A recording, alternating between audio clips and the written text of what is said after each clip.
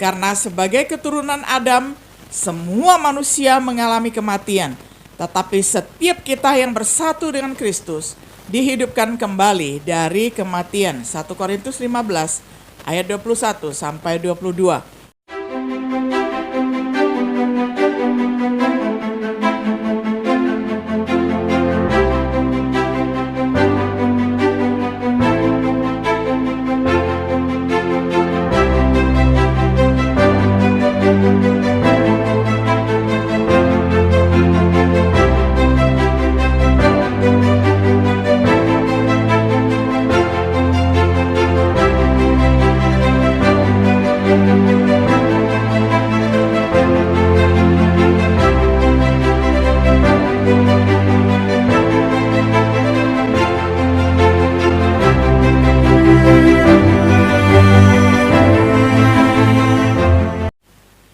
Shalom, sahabat Biblika yang dikasihi oleh Tuhan. Sungguh senang kita dapat berjumpa kembali di dalam acara refleksi sahabat Biblika. Pada hari ini kita tiba pada episode yang ke-69 di dalam serial pembahasan kitab Injil Markus dengan tema Kebangkitan Orang Mati. Saya akan bacakan untuk kita semuanya firman Tuhan dari Injil Markus pasal 12 ayat 18 hingga ayat yang ke-27. Saya akan bacakan untuk kita semuanya di dalam terjemahan sederhana Indonesia. Sesudah itu orang-orang dari kelompok Saduki juga mendatangi Yesus. Kelompok Saduki percaya bahwa setiap orang yang sudah mati tidak akan hidup kembali. Mereka berkata kepada Yesus, "Guru, Musa menulis peraturan untuk kita seperti ini. Kalau ada seorang laki-laki yang meninggal sebelum mempunyai anak, maka saudaranya wajib kawin dengan jandanya itu untuk meneruskan keturunan bagi saudaranya yang meninggal itu. Jadi pernah ada 7 orang laki-laki bersaudara. Laki-laki pertama menikah dengan seorang gadis, tetapi laki-laki itu meninggal dan belum mempunyai anak dari istrinya itu. Lalu laki-laki kedua mengawini janda itu, tetapi dia juga mati dengan tidak mempunyai anak. Dan kejadian yang sama terjadi pada saudaranya yang berikutnya. Hal yang sama terus terjadi sampai ke-7 bersaudara itu meninggal. Semua mereka meninggal tanpa mendapat anak melalui janda itu. Dan akhirnya janda itu juga meninggal. Jadi nanti kalau benar bahwa orang yang sudah mati akan hidup kembali, lalu janda itu akan disebut sebagai istri siapa? Karena ke-7 bersaudara itu sudah pernah menjadi suami dari perempuan itu." Lalu Yesus menjawab, "Kalian sangat keliru karena tidak tahu apa yang tertulis dalam kitab suci dan tidak mengenal kuasa Allah. Karena nanti waktu orang mati hidup kembali, mereka tidak akan kawin lagi. Mereka akan hidup seperti malaikat di surga yang tidak pernah menikah. Tetapi tentang kehidupan kembali sesudah kematian, sampai kapan kalian akan mengerti apa yang tertulis di dalam kitab Musa? Karena waktu Allah menampakkan dirinya kepada Musa dalam semak-semak yang menyala, Dia berkata, 'Aku adalah Allah Abraham, Allah Ishak, dan Allah Yakub.' Allah menyebutkan ketiga nenek moyang kita itu sebagai orang yang masih hidup dan menyembahnya. Padahal pada zaman Musa mereka sudah mati dan tidak ada lagi di dunia ini. Tetapi di hadapan Allah mereka masih tetap hidup. Jadi kalian sudah keliru sekali." Sampai sedemikian jauh pembacaan firman Tuhan dari Markus 12 ayat 18 hingga ayat yang ke-27. Sahabat Biblika yang terkasih, setelah orang Farisi dan Herodian, selanjutnya orang Saduki berusaha untuk menjebak Yesus. Orang Saduki adalah sebuah sekte orang Yahudi yang tidak percaya pada kebangkitan. Mereka mengira memiliki argumen yang tidak dapat dijawab oleh Yesus. Yesus dengan cermat menjawab dilema yang seharusnya mereka ketahui. Yesus mengatakan mereka tidak mengetahui Alkitab atau kuasa Tuhan. Menjelaskan terlebih dahulu bahwa Hubungan pernikahan tidak berlanjut di dunia kebangkitan. Membuktikan kebangkitan dengan firman Tuhan kepada Musa dalam peristiwa semak yang menyala-nyala, orang Saduki sangat keliru tentang fakta kebangkitan. Hal yang sama mungkin dikatakan banyak orang saat ini. Jangan sampai kita menjadi keliru tentang kebangkitan orang mati. Mari kita tinjau apa yang terungkap di dalam Alkitab tentang peristiwa luar biasa ini. Diawali dengan hal yang pertama, fakta-fakta kebangkitan. Yesus mengajarkan akan adanya kebangkitan, di mana orang baik dan orang jahat itu akan keluar dari kuburan.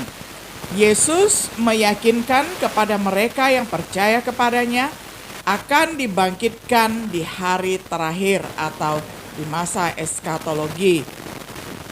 Para rasulnya mengajarkan tentang kebangkitan. Petrus dan Yohanes berkhotbah mengenai orang yang berada di dalam Yesus akan mengalami kebangkitan dari antara orang mati. Di hadapan Sanhedrin dan Felix, Paulus menyatakan harapannya kepada kebangkitan tubuh manusia. Kepada gereja di Korintus, Paulus menjelaskan perlunya kebangkitan.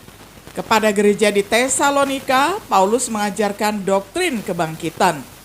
Kecuali jika seseorang mempertanyakan otoritas Kristus dan para rasulnya, fakta kebangkitan tidak dapat disangkal. Tetapi bagaimana hal seperti itu bisa terjadi?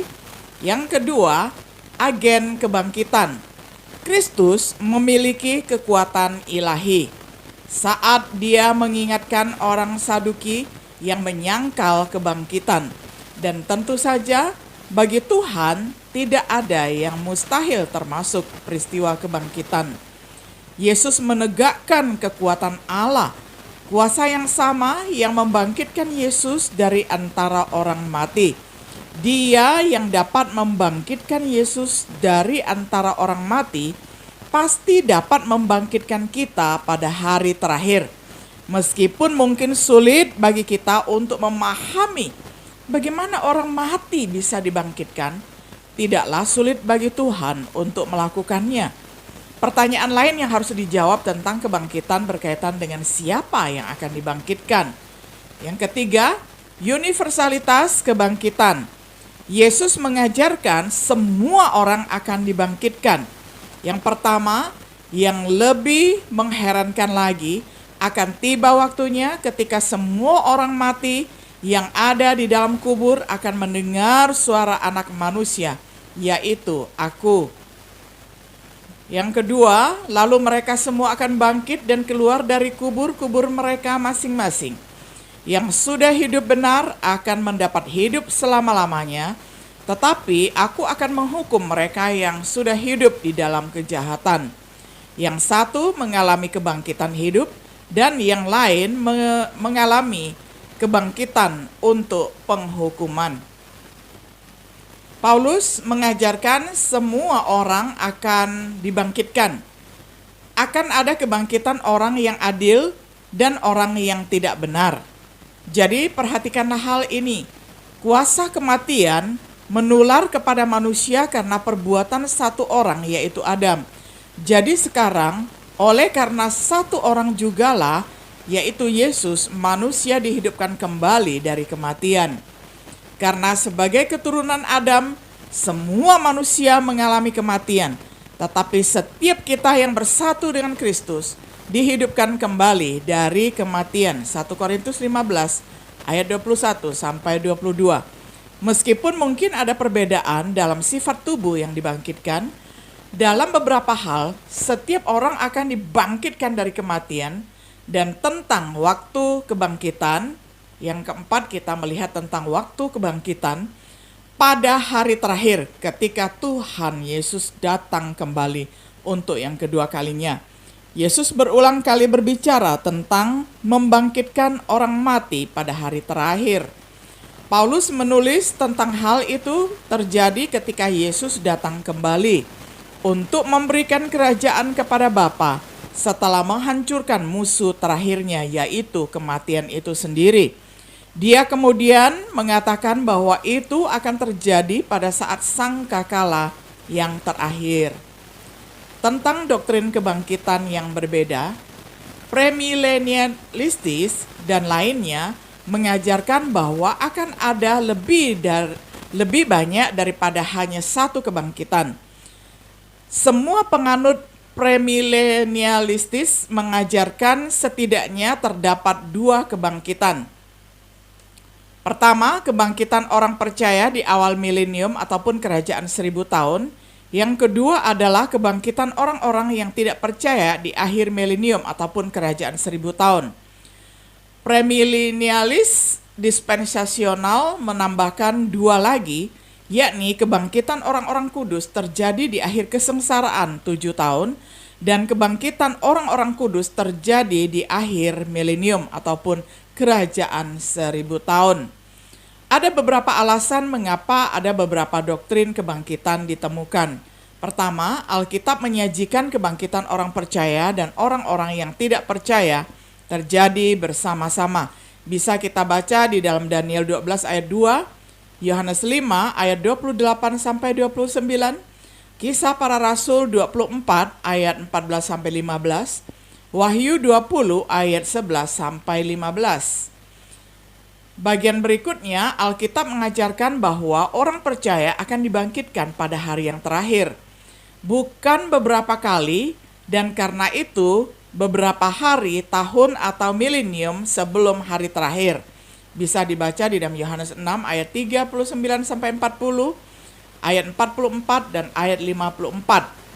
Bagian yang ditawarkan untuk mendukung beberapa kebangkitan tidak mengajarkan apa yang dikatakan oleh para penganut premilenialistis. Kemudian yang berikutnya di dalam 1 Tesalonika 4 ayat 13 sampai 16 menyangkut dirinya sendiri dengan kebangkitan orang benar, tapi itu tidak berarti bahwa orang jahat itu tidak dibangkitkan pada saat yang bersamaan. Wahyu 20 ayat 4 sampai 6 menjelaskan kebangkitan jiwa, bukan tubuh. Dan pemerintahan dengan Kristus kemungkinan besar akan terjadi di surga, bukan di bumi. Ini adalah satu topik lagi untuk diperhatikan di dalam penelitian ini. Dan yang berkaitan dengan yang kelima adalah tubuh kebangkitan. Tubuh kebangkitan orang yang benar akan menjadi tubuh fisik kita, tapi dengan gemilang berubah dan kemudian berbeda dari tubuh fisik lama kita. Tetapi sering ada pertanyaan, bagaimana orang mati akan dihidupkan kembali? Waktu kita dihidupkan, seperti apakah tubuh kita nanti? Pertanyaan itu adalah pertanyaan bodoh. Bibit tanaman yang ditanam pertama mengalami kematian supaya bisa tumbuh dan hidup kembali. Dan kalau kamu menanam suatu tanaman, yang kamu tanam bukanlah semua bagian tanaman yang masih tumbuh, tetapi yang ditanam adalah bijinya seperti biji gandum atau biji-bijian yang lain.